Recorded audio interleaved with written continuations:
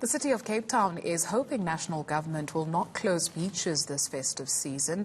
It believes it's safer for people to be outdoors than congregate in confined spaces. It spent 40 million rand equipping itself to keep beachgoers safe. Here's Lindsay Dentlinger with the details. We're here on the beach in Strandfontein where we see thousands of beachgoers every festive season, and many of them get themselves in trouble in the water. But it's not only in the open water where they find themselves in trouble, it's also in tidal pools like these behind me. There are a number across the city where people also find themselves in distress. With me I have Helen Jordan, the City of Cape Town's drowning prevention program. Helen, thank you for joining us. As I've said there, people often get into trouble in tidal pools like this. What kind of injuries do you see? So most often at tidal pools we see the public walking along the tidal pool wall, and they get themselves into trouble because they dive off the tidal pool wall and end up having spinal injuries. So this particular scenario is a similar one, where you see the patient will dive off the wall and they end up hitting their heads most likely on either the sandy bottom or the rocky shore. And that results in a spinal injury. So that's what we're seeing right now behind us, a swimmer in distress there, having come off the wall. We see the lifeguards moving in. We're just going to move aside so Mabuti can show you exactly what kind of action gets signaled when something like this happens. Just talk us through what exactly your lifeguards do when someone has found themselves in this kind of trouble. Yeah, sure. So the patient would have fallen off the wall and hit his head most likely on the bottom. And the lifeguards were observing this, and the first responder would have arrived at him and indicated back to the rest of his crew to say that there was a suspected spinal injury. So they would have deployed, you saw them there with a spinal board with the straps and the head blocks.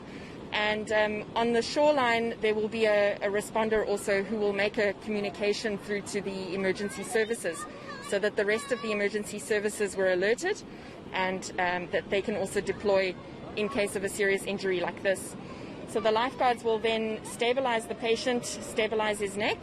So this is very critical, obviously, Yes. With an injury like this. Takes a little bit longer to what we saw earlier when you simulated a rescue from the open water. Yes. So this is really crucial to get that patient as stable as you possibly can. Very much. So that head and neck needs to stay as still as possible, and they need to stabilize the neck before placing him onto the spinal board.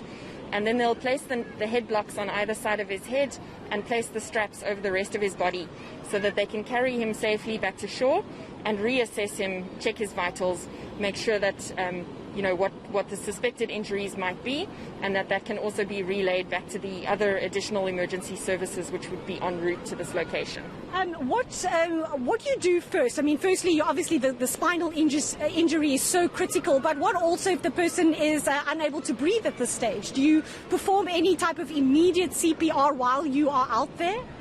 There is an option to do CPR while they're on the spinal board, but they must be stabilized first. So the patient will first be placed onto the board, and the rescue breaths could be performed while they're even in the water. At this stage with COVID-19, we are using the bag valve masks, so they could actually use the bag valve mask in the water if the patient is unconscious and requires the additional support of CPR.